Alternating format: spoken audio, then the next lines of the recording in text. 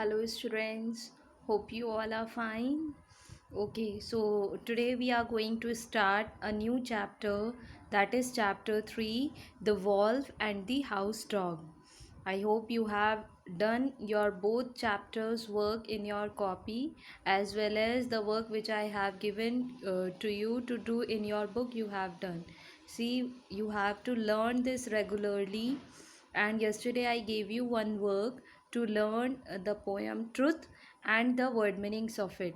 Today one more work I will give you, so you have to learn regularly, and whatever the work I am giving you to do, that also you have to do it. Okay, so let us move to the new chapter, chapter 3, The Wolf and the House Dog. See students, this is your chapter 3, The Wolf and the House Dog. So let us read this chapter. I will explain this chapter line by line. Please listen it carefully. Now see what it is written. There was once a wolf who got very little to eat because the dogs of the village were always wide awake and watchful. एक valve था, he was very, उसको बहुत ही कम खाने को मिलता था, very little to eat, because the dogs of the village were always wide awake and watchful. जो वहाँ के जो विलेज के जो डॉग्स थे वो हमेशा ही अवेक रहते थे. अवेक मीन्स हमेशा ही जगे रहते थे. And watchful, watchful means they use to always see कि कोई और तो नहीं आ रहा है, so they use to always watch. Then he was really nothing but skin and bones, and it made him very downhearted to think of it. He was really nothing means वो बहुत ज़्यादा thin था, वो बहुत ही ज़्यादा. It means that वो जो valve था वो बहुत ज़्यादा थिन था, skin and bones, and it made him very downhearted to think of it. और इसकी वजह से वो और ज़्यादा परेशान रहता था. डाउन हर्टेड मीन्स उसको अच्छा नहीं लगता था अपने आप को देख के, वो इतना ज़्यादा थिन था. See we can see from the word meanings also. Skin and bones, skin and bones means very thin, बहुत ज़्यादा थिन होना. Then secondly down hearted, down hearted means upset या सैड होना. Okay, then one night this wolf happened to fall in with a fine fat house dog who had wandered a little too far from home. One night, एक दिन एक रात में क्या हुआ, wolf अब एक हाउस डॉग से मिला. वो काफ़ी फैट था. वो जो हाउस डॉग था वो इधर उधर वैंडर कर रहा था अपने घर से बहुत दूर. वैंडर मीन्स घूम रहा था इधर उधर. Now we can see the meaning of fall in with. Fall in with here means meet. Meet means मिलना. कि वो एक हाउस डॉग से मिला, फैट हाउस डॉग से मिला जो अपने घर से बहुत दूर वैंडर कर रहा था. The wolf would gladly have eaten him then and there, but the house dog looked strong enough to leave his mark should he try it. Wolf पहले तो खुश हुआ कि वो उसको खा सकता था अगर वो उसको खाना चाहता, बट लेकिन जब उसने देखा कि हाउस डॉग जो है वो इतना फैट है, इतना स्ट्रॉन्ग लग रहा था कि उसको ये लगा कि अगर मैं इसको टच भी करूँगा तो ये मुझे ही मार देगा. So see the word meaning of leave his mark, fight back and hurt the opponent. मतलब कि वो उल्टा उसी पर ही फाइट करता और अपना जो ओपोनेंट, ओपोनेंट मीन्स जो वॉल्व था उसके सामने, उसी को ही मार देता. So the wolf spoke very humbly to the dog, complimenting him on his first appearance. Then wolf ने क्या किया, वो उसके पास गया और उससे बहुत अच्छे अच्छे से प्यार से बात करने लगा और उसको कॉम्प्लीमेंट भी दिया. कॉम्प्लीमेंट मीन्स उसकी तारीफ करने लगा. Okay, then see the next paragraph. You can be as well-fed as I am if you want to, replied the dog. Then what dog said? Dog ने बोला कि जैसे मैं रह रहा हूँ तुम भी ऐसे रह सकते हो.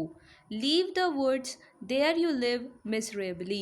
देन उसने बोला कि ये जो जंगल है, ये वुड्स हैं, इन सबको छोड़ दो. यहाँ पे तुम कैसे रहते हो? मिसरेबली रहते हो. Miserably meaning we can see downside, unhappily और सोरोफुली. मतलब यहाँ पे उदास रहते हो, अनहैप्पी रहते हो. Why you have to fight hard for every bite you get. And जो भी तुम्हें खाने के लिए मिलता है, जो भी बाइट मिलता है, उसके लिए तुम्हें बहुत ज़्यादा मेहनत करनी पड़ती है. follow my example, and you will get along beautifully. Then what that house dog said, that कि तुम मेरे तरह जैसे मैं रहता हूँ मेरे को फॉलो करो, एंड तुम भी बहुत अच्छे से रह सकते हो. what must I do, asked the wolf. then wolf asked कि क्या करना है मुझे, what must I do. Then come to the next page. Hardly anything, answered the house dog. Then house dog said, ज़्यादा कुछ नहीं करना है. Chase people who carry canes, bark at beggars, fawn on the people of the house. Then he said कि उन लोगों के पीछे भागना है जिनके पास कुछ सामान है. Bark at beggars, beggars means जो भिखारी होते हैं, बेगर्स होते हैं, उन पे बार्क करना है. And fawn on the people of the house, और जो घर के लोग हैं उनको प्रेस करना है, उनके हमेशा उनके साथ रहना है, उनको प्रेस करना है. We can see here the meaning of fawn on. Fawn on means press somebody too much. Okay, then in return you will get tidbits of every kind, chicken bones, choice bits of meat, sugar, cake, and much more besides, not to speak kind words and caresses. Then he said कि उसके अगर तुम इस तरीके ऐसे करोगे तो तुम्हें क्या मिलेगा. Titbits means small pieces of, कोई भी चीज़ है सबके स्मॉल पीसेस मिलेंगे. चिकन बॉन्स हैं, चॉइस बिट्स ऑफ मीट है, शुगर है, केक है, इन सब के स्मॉल स्मॉल पीसेस मिलेंगे खाने के लिए. And much more beside, not to speak of kind words and caresses. Caresses means pats, strokes and hugs. It means that इसके अलावा भी वो तुम्हें अच्छे से ट्रीट करेंगे, तुम्हें हग करेंगे, तुम्हें अच्छे से रखेंगे, और तुम्हें इन छोटी छोटी चीज़ों के लिए भागना नहीं पड़ेगा इधर उधर. ओके, सो वो उसको ये बताता है house dog. Then next paragraph. The wolf had such a beautiful vision of his coming happiness that he almost wept. Wept meaning here is wept is not given, wept I will tell. Wolf इतना खुश हो गया कि वो अपनी happiness के बारे में सोचने लगा कि अच्छा मैं भी ऐसे ही करता हूँ और फिर मेरे साथ भी ऐसे ही होगा. इतना ज़्यादा खुश हो गया कि वो खुशी से उसको रोना आ गया, मतलब वो बहुत खुश हो गया. वेप्ट मीन्स खुशी के आंसू. Okay, then but just then he noticed that the hair on the dog's neck was worn and the skin was chapped. Chapped means rubbed against or scratched. फिर तभी उसकी जो नज़र है उसने देखा कि जो डॉग का नेक है वहाँ पे हेयर्स नहीं है, बिल्कुल क्लीन है, और वहाँ पे कोई निशान पड़ा हुआ है हल्का सा, जैसे किसी ने कुछ घिस दिया हो, है ना, जैसे कुछ एक हल्का सा निशान पड़ा हुआ है उसके नेक पे, पूरे गोल अराउंड नेक पर. What is that on your neck? Then Wolf asked, what is that on your neck? Nothing at all, replied the dog. Then dog said, it's nothing, कुछ भी नहीं है. What, nothing? Oh, just a trifle. Just a trifle means not important. Then house dog said, important नहीं है कुछ भी. But please tell me. Then Wolf ने पूछा कि मुझे जानना है, please tell me. Perhaps you see the mark of the collar to which my chain is fastened. Then house dog ने बोला कि शायद तुमने मेरा वो कॉलर का मार्क देख लिया है जिससे जो मेरे गले में चैन बंधी रहती थी. फास्टेंड मीन्स टाइड, जो चैन टाइड रहती थी. So what does it mean, what does he want to say कि जो पेट डॉग्स होते हैं उनको चैन में बांध के रखते हैं.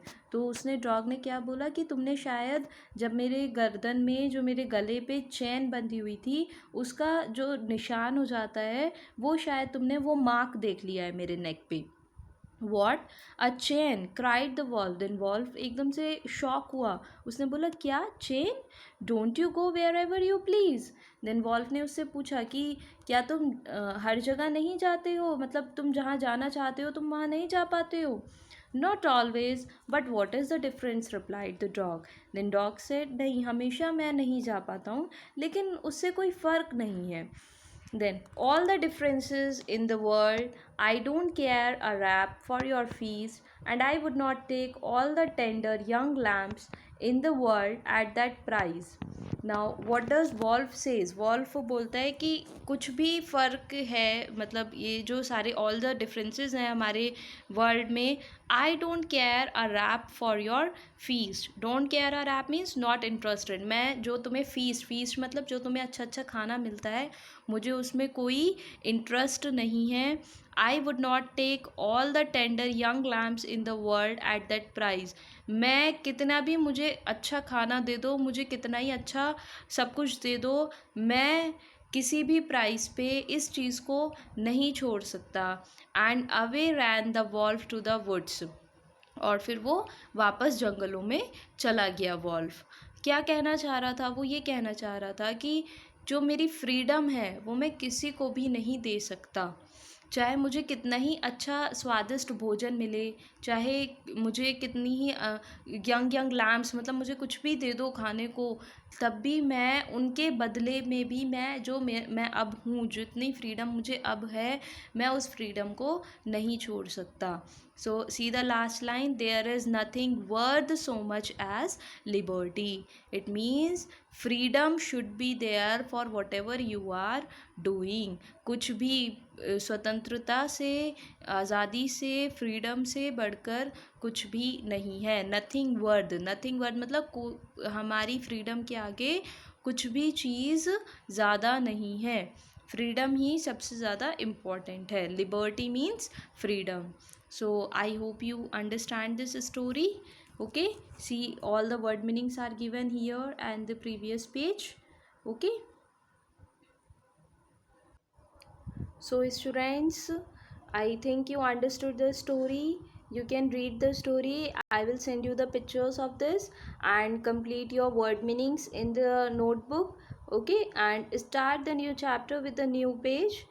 And I am giving you one work to learn, that is learn question answers and comprehension, that is A1 part of lesson 1. Okay, so your lesson 1 will be finished for learning, and this lesson 3 you have to complete the word meanings. And those who are having the book especially, please go through this chapter, and if you feel any word is difficult, underline that word so that it will be helpful for you to for your dictation. Okay, so learn the difficult words, underline the difficult words, and complete your work on time, and stay at home. Thank you. God bless you. Have a nice day.